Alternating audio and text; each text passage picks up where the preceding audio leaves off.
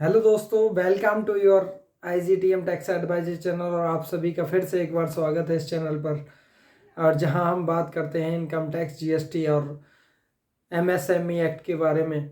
और आज हम फिर से एक बार आपके लिए लेके आए हैं एक स्कीम जो कि GST लॉ से रिलेटेड नहीं है, बल्कि उससे पहले जो लॉज काम कर रहे थे हरियाणा के अंदर। ये स्टेट हरियाणा के लिए है। हरियाणा स्टेट के अंदर जो भी लॉज काम कर रहे थे टैक्सेशन में, उनकी रिकवरी के बारे में है। और हरियाणा गवर्नमेंट ने एक सुनहरा अवसर दिया है आप सभी टैक्स पेयर को जो हरियाणा में रजिस्टर्ड हैं। डिफरेंट डिफरेंट लॉज में हम उसकी भी बात करेंगे, कौन से लॉज में ये बताया गया है और क्या स्कीम है, आप इसको कैसे अप्लाई कर सकते हो, और इन सब बातों को डिटेल में जानते हैं। आगे बढ़ते हैं। तब तक आप यदि इस चैनल पर नए हैं तो आप इस चैनल को सब्सक्राइब करें, और अच्छी लगे वीडियो तो लाइक करें, और अगर नहीं लगे तो कमेंट भी करें, बताएं आखिर आपको क्या अच्छा नहीं लगा। तो बढ़ते हैं आगे अपने वीडियो में। हरियाणा गवर्नमेंट की ये वन टाइम सेटलमेंट स्कीम 2023 के नाम से स्टार्ट हुई है, जो 1 जनवरी 2024 से लागू हुई है, और 30 मार्च 2024 तक आप इस स्कीम का फ़ायदा उठा सकते हैं। ये पिछले जो GST से पहले जितने भी लॉज एग्जिस्ट थे जिनसे रिकवरी होती थी, लाइक मैं आपको कुछ नाम बता देता हूँ, आपके स्क्रीन पे भी आएंगे वो नाम, आप देख सकते हो। इसमें वन टाइम सेटलमेंट स्कीम के अंदर आपको 5 लॉज, पहला हरियाणा वैट एक्ट 2003, दूसरा सेंट्रल सेल टैक्स एक्ट 1956, तीसरा Haryana general sale tax act, चौथा Haryana tax on entry of goods and service in local areas act 2008, Haryana tax on luxury items 2007, Punjab entertainment duty act 1955। ये सारे act जो कि इस स्कीम के अंडर कवर्ड हैं। अब इनमें आखिर है क्या कि इन एक्टों के जरिए कोई भी ड्यूज आपका आज तक ड्यू है टू पे, 31 दिसंबर 2023 से पहले कोई भी ड्यू आपका खड़ा है जो कि रिलेट करता है पीरियड जून 2017 से पहले का, वो सारे ड्यूज आप पे कर सकते हो इस स्कीम के तहत। अब उसमें क्या क्या हो सकता है और क्या फायदे हैं इस स्कीम के, इस पे आगे बढ़ने से पहले मैं आपके साथ ये शेयर करना चाहूँगा कि कुछ डेफिनेशंस इस जो स्कीम दी है इसके अंदर दी गई हैं। उन डेफिनेशंस के बारे में मैं आपको बताऊंगा जो आपको इस पूरी स्कीम को समझने में काम आएगी। तो पहली डेफिनेशन है एडमिटेड टैक्स। एडमिटेड टैक्स का यहाँ पे क्या मतलब है? ये वो टैक्स है जो कि आपने, अब मैं नॉर्मल बात करता हूँ वैट रिटर्न के टाइम की, कि वैट में आप रिटर्न फाइल करते थे। रिटर्न फाइल करते समय यदि आपने टैक्स लायबिलिटी दिखाई और आपने टैक्स पे नहीं करा, क्योंकि वैट में क्या होता था, रिटर्न जाती थी और टैक्स उस टाइम जमा नहीं होता था, वो मंथली और क्वार्टरली अलग अलग हो सकता था। ऐसा मैंडेटरी नहीं था GST लॉ की तरह कि उसमें भी tax at the time of return file करना था। तो कुछ लोग क्या करते थे, टैक्स बाद में जमा करते थे।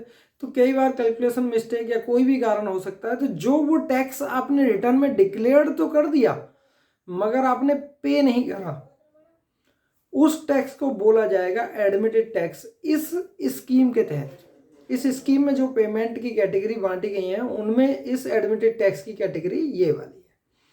उसके बाद है डिस्प्यूटेड टैक्स। अब मान लीजिए आपके अगेंस्ट डिपार्टमेंट ने कोई ऑर्डर जारी कर दिया, वैट में असेसमेंट करते समय किसी भी कारण की वजह से, हो सकता है आपका 13% रेट ना लग के 5% लग रहा हो, उन्होंने 13% लगा दिया। उन्होंने, डिपार्टमेंट ने ऑर्डर जारी कर दिया। ऑर्डर जारी करने के बाद आप अपील में चले गए, चाहे वो अपील पेंडिंग आज की डेट में अपीलेट अथॉरिटी के पास है, हाई कोर्ट के पास है या सुप्रीम कोर्ट के पास है, वो सारे ऑर्डर जिनके अगेंस्ट अपील दायर हो चुकी है वो सारे के सारे डिस्प्यूटेड टैक्स की कैटेगरी में आएंगे। एंड अनडिस्प्यूटेड टैक्स, वो टैक्स जो कि असेसमेंट ऑर्डर में दिए जा चुके हैं आपको, मगर आपने उसके अगेंस्ट कोई अपील दायर नहीं करी, तो वो अनडिस्प्यूटेड टैक्स की कैटेगरी में आएंगे। और फोर्थ और इम्पोर्टेंट जो मुझे लगता है 70% लोगों के लिए काम आने वाला है, वो है डिफरेंशियल टैक्स।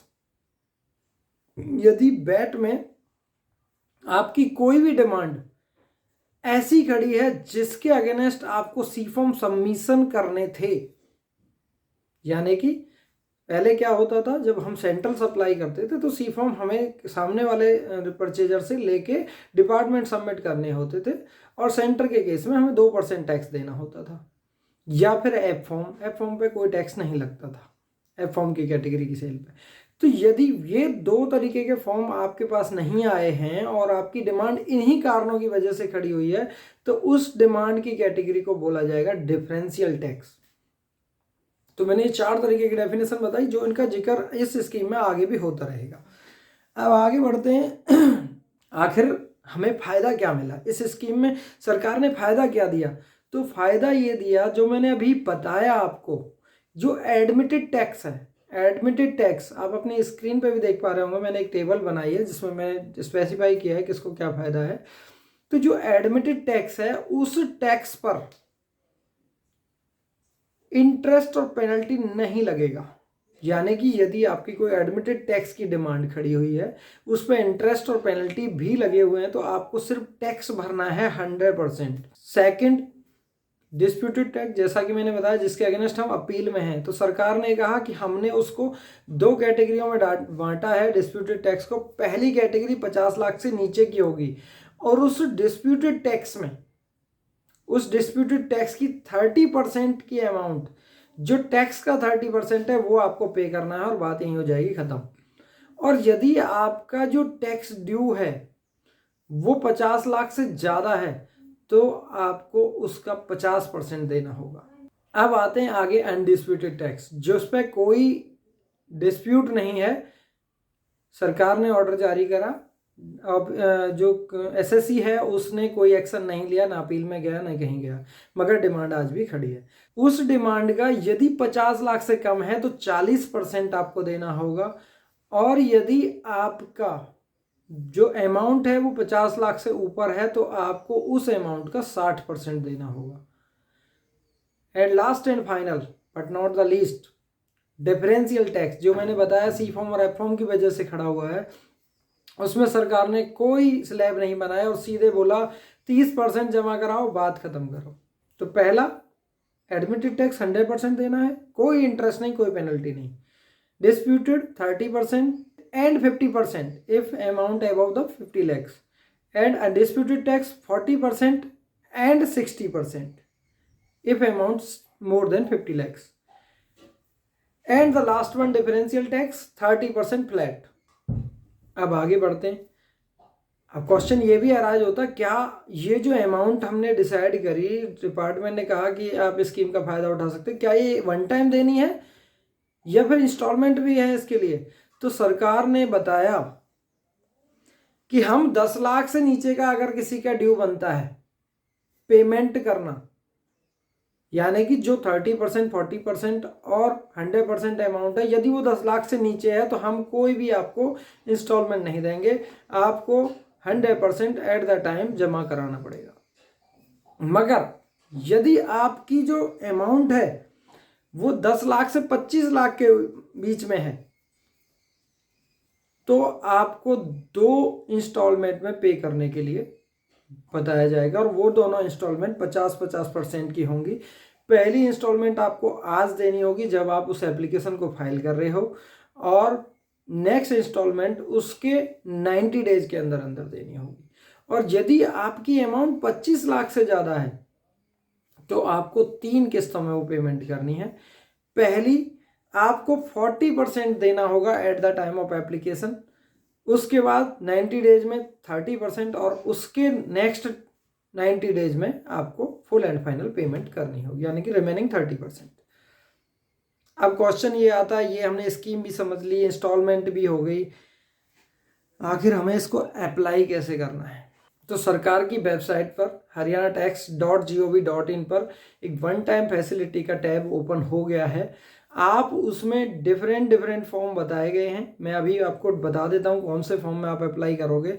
वहाँ पे जाके आप रजिस्ट्रेशन करो और अपनी स्कीम के लिए अप्लाई कर सकते हो।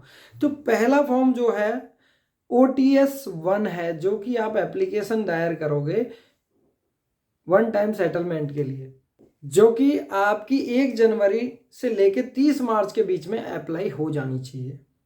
उसके बाद OTS 01A और B, यदि आप इंस्टॉलमेंट में पेमेंट करते हो तो पहली बार तो आपको OTS 1 ही भरना है, मगर दूसरी इंस्टॉलमेंट जब आप भरने जाओगे तो आपको OTS 01A भरना होगा और तीसरी इंस्टॉलमेंट के लिए OTS 01B। और जब आप ये OTS 1 अप्लाई करोगे तो OTS 2 फॉर्म जो होगा उसके द्वारा आपको एक्नॉलेज किया जाएगा कि आपकी एप्लीकेशन सक्सेसफुली सबमिटेड हो चुकी है। अब होगा क्या, जब OTS 2 जाएगी तो डिपार्टमेंट उसको स्क्रूटनाइज करेगा, फर्दर ऑफिसर्स के पास ट्रांसफर करेगा, whatever they need to do. तो ये 30 डेज का टाइम उस एप्लीकेशन को प्रोसेस करने में लगेगा। उसके बाद क्या होगा, यदि कोई डिफिशियंसी उनको लगेगी उस एप्लीकेशन में तो OTS 3 के थ्रू वो आपको एक डिफिशियंसी नोटिस जारी करेंगे और आप उस डिफिशियंसी नोटिस का रिप्लाई OTS 3 फॉर्म में रिप्लाई करोगे 15 दिनों के अंदर अंदर। उसके बाद डिपार्टमेंट के पास 15 दिन और होंगे उसको चेक करने के लिए, स्क्रूटनाइज करने के लिए, और वो आपको OTS 04 में ऑर्डर जारी कर देगा। वो होगा आपका फाइनल सैंक्शन ऑर्डर। यदि ऐसा नहीं होता है, डिपार्टमेंट को ये लगता है कि आपकी जो एप्लीकेशन है वो फॉल नहीं करती OTS स्कीम लेने के लिए, तो वो OTS 05 में आपकी एप्लीकेशन को रिजेक्ट भी कर सकते हैं। अब इन बिटवीन क्या होगा, जिनके लिए इंस्टॉलमेंट की सुविधा दी गई है, जो इंस्टॉलमेंट में टैक्स पे करना चाहते हैं, उनको एक प्रोविजनल ऑर्डर मिलेगा OTS 04A के अंदर, ताकि वो क्या होगा कि जब तक वो फाइनल पेमेंट करेंगे उसके बाद उनको स्क्रूटनाइज करने के बाद OTS 04 इशू किया जाएगा, जो फाइनल सैंक्शनड अमाउंट का फाइनल ऑर्डर होगा, जो कि आपको मिलेगा और आप उसको प्रूफ के लिए रख सकते हो। उसके बाद उस एक्ट में आपको ऊपर कोई रिकवरी नहीं होगी। रिजेक्शन का मैंने आपको बताया, अगर वो समझते हैं कि आप रिजेक्शन के लायक हो या आपकी जो एप्लीकेशन है वो रिजेक्ट कर देनी चाहिए, तो OTS 05 में वो ऑर्डर जारी करेंगे। जिन किसी की भी अपील पेंडिंग है हाई कोर्ट, सुप्रीम कोर्ट और अपीलेट अथॉरिटी में, उनको OTS 06 के अंदर एक इंटीमेशन देनी होगी डिपार्टमेंट को कि वो 180 डेज के अंदर अंदर उस अपील को विड्रॉ कर लेंगे और उस अपील के विड्रॉल का ऑर्डर वो OTS 06 के माध्यम से उस डिपार्टमेंट को बताएंगे। और ऐसे केसों में भी पहले डिपार्टमेंट OTS 04A इशू करेगा, जो कि प्रोविजनल ऑर्डर है। जब वो 180 डेज में आप उसकी सबमिशन कर दोगे, इंटीमेशन दे दोगे अपील विड्रॉल करने की, तो OTS 04 में ऑर्डर जारी कर दिया जाएगा। ये है हरियाणा सरकार की वन टाइम सेटलमेंट स्कीम, जो कि GST से पहले के ड्यूज को क्लियर करने के लिए उन्होंने निकाली, जो 1 जनवरी से प्रभावी है और 30 मार्च 2024 तक आप इसका फायदा उठा सकते हैं। मे भी गवर्नमेंट इसके बाद भी इसको बढ़ा सकती है और इसके सारे फैसले एक्साइज एंड टैक्सेशन कमिश्नर के द्वारा लिए जाएंगे, वही फाइनल होंगे। आगे बढ़ते हैं, कुछ क्वेश्चंस हमने रेडी किए हैं। उससे पहले ये जान लेते हैं कि कौन जो SSC हैं वो एलिजिबल नहीं है इस टैक्स को, इस वन टाइम स्कीम में आने के लिए। तो इसमें पहला वो पर्सन या SSC जिसके अगेंस्ट कोई भी कार्रवाई, क्रिमिनल कार्रवाई शुरू की जा चुकी है इस एक्ट के दौरान, और दूसरा वो जिस किसी भी SSC या पर्सन ने रिफंड लिया है एरोनियस तरीके से इस एक्ट के अंडर, उसको भी इस स्कीम का फायदा नहीं मिल सकता। तो these 2 persons are not eligible for taking the benefit of this OTS scheme. अब आगे चलते हैं क्वेश्चन आंसर सेशन पे। तो पहला क्वेश्चन जो मुझे लगता है होना चाहिए कि कौन इस स्कीम को ऑप्ट कर सकता है, क्या एक रजिस्टर्ड पर्सन ही इस स्कीम को ऑप्ट कर सकता है? तो मैं एक्ट में बता दूं, जिसके पास कोई ड्यू पेंडिंग है, चाहे वो रजिस्टर्ड है या अनरजिस्टर्ड है, वो सभी इस स्कीम का फायदा उठा करके अपने उन ड्यूज को क्लियर कर सकते हैं with the benefit as discussed above. उसके बाद आगे बढ़ते हैं क्वेश्चन नंबर 2, कौन एलिजिबल नहीं है। मैंने अभी बताया कि जो जिसके अगेंस्ट क्रिमिनल कार्रवाई की जा चुकी है इस एक्ट के दौरान, या फिर किसी ने गलत तरीके से रिफंड लिया है, तो वो तो उसको 100% देना ही देना है, तो वो इस स्कीम का फायदा नहीं उठा सकते।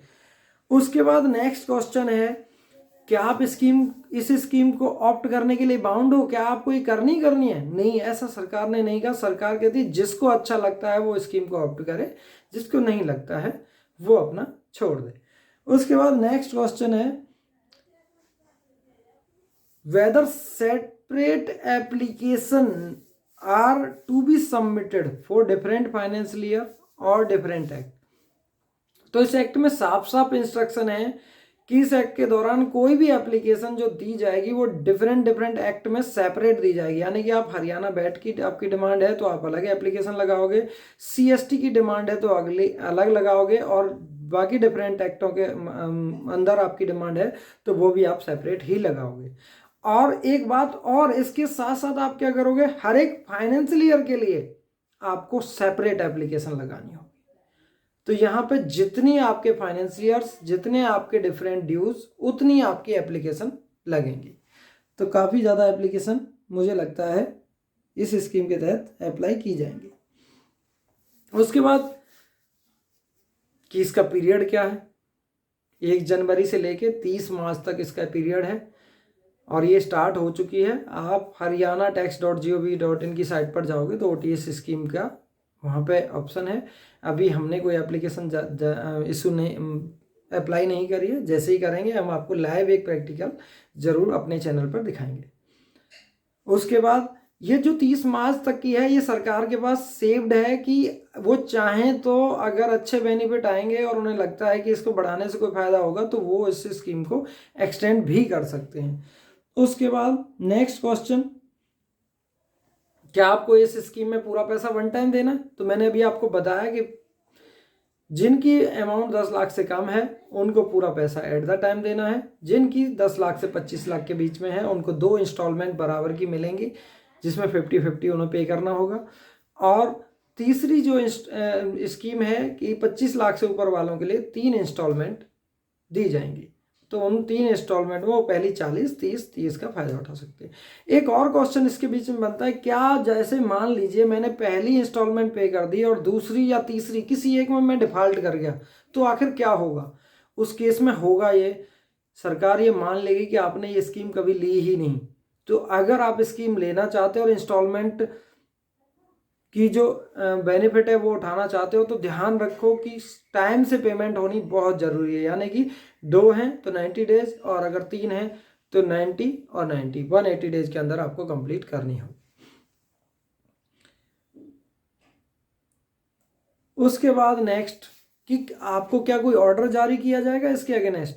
तो मैंने अभी बताया OTS 04 के अंदर एक फाइनल सैंक्शन ऑर्डर आपको दिया जाएगा, और उसके बिहाफ पे उससे आगे आपको इस एक्ट के दौरान, इस एक्ट में कोई भी रिकवरी नहीं की जाएगी उस ऑर्डर के बाद। मगर एक बात और, कि यदि 2 साल के अंदर अंदर डिपार्टमेंट ने ये पाया कि आपने OTS स्कीम का जो फायदा लिया है ये किसी कारण बस आपको नहीं मिलना चाहिए था, मगर डिपार्टमेंट ने उसको इशू कर दिया, तो ये माना जाएगा कि आपकी जो OTS स्कीम है वो सफल नहीं हुई। तो मैंने आपको बता दिया कि आपको 2 साल तक वेट करना होगा। 2 साल के अंदर डिपार्टमेंट चेक करके अगर उन्हें लगता है कि आप इस स्कीम के लिए एलिजिबल नहीं थे और आपने दे दिया, उन्होंने डिपार्टमेंट ने आपको इस स्कीम का फायदा दे दिया, तो वो उसको वापस कर सकते हैं वेदर एनी पेमेंट में। अच्छा, अभी कुछ क्वेश्चंस ऐसे आ रहे हैं कि हमने 31 दिसंबर से पहले कुछ पेमेंट कर दी थी रिकवरी की, तो क्या वो एडजस्ट हो सकती है? तो ऐसी कोई भी पेमेंट अब एडजस्ट नहीं हो सकती। इस दौरान जो आप करोगे वो भी OTS फॉर्म के थ्रू आप करोगे तो ही वो मान्य होगी, अदरवाइज नहीं होगी।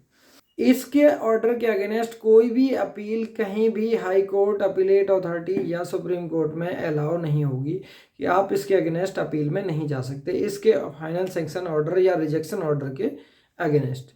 तो ये एक एसएससी के लिए एक थोड़ा सा नुकसानदेह है, इसमें कहीं ना कहीं डिपार्टमेंट हैव द पावर, तो ये तो जब लॉ का पार्ट है तो कुछ नहीं कर सकते। अब इसमें ये कि इसमें फाइनल सैंक्शन अथॉरिटी कौन सी होगी, तो एक्साइज एंड टैक्सेशन कमिश्नर जो होगा वही इसकी फाइनल सैंक्शन अथॉरिटी होगी। वो चाहेगा तो आपको अलाउ करेगा, चाहेगा तो नहीं करेगा। उसके बाद अगर मान लीजिए OTS 04 में कोई ऑर्डर जारी हो गया तो क्या उसको रेक्टिफाई किया जा सकता है? बिल्कुल किया जा सकता है। 30 डेज के अंदर अंदर जो OTS 04 में ऑर्डर जारी किया गया है वो रेक्टिफाई किया जा सकता है एक्साइज एंड टैक्सेशन ऑफिसर के द्वारा, बट शर्त यह है कि उसमें apparent of the record error होनी चाहिए। ऐसा ना हो कि भाई कोई और वजह हो, जो टेक्निकल वजह है वो नहीं होनी चाहिए। अपरेंट ऑफ द रिकॉर्ड कोई कैलकुलेशन मिस्टेक होनी चाहिए या कोई चीज़ का वहाँ पे कवर्ड अप नहीं किया गया, वो 30 डेज के अंदर अंदर रेक्टिफाई किया जा सकता है। तो ये थी one time settlement scheme of Haryana. आप इसको ऑप्ट करना चाहते हैं तो OTS 01 फॉर्म के थ्रू haryana.tax.gov.in साइट पर जाकर के आप इसका फ़ायदा उठा सकते हैं।